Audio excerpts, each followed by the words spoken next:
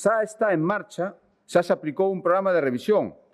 Controlamos 130.000 baixas e resultou dese control 30.200 persoas que non debían estar nesa situación e, polo tanto, foron dadas de alta.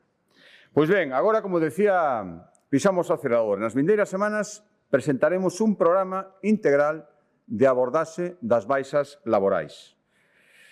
O seu núcleo central vai ser a creación de unidades especializadas para a atención e control das baixas por doenzas muscoesqueléticas e de psiquiatría menor, que son estatísticamente as máis frecuentes. Estas unidades especializadas van servir de apoio aos médicos de atención primaria que xestionan as baixas. Imos reforzar o papel das mutuas na revisión das incapacidades temporais.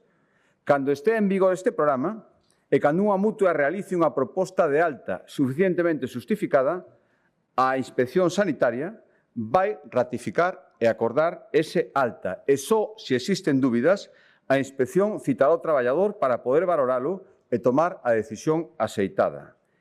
E, ademais, en lugar de que as mutuas teñan que solicitar, como pasa agora, unha por unha, cada proba ou tratamento dos pacientes aos que atenden, vaise tramitar unha autorización global para facer o seu labor o máis áxil, o máis eficaz e o máis rápido posible.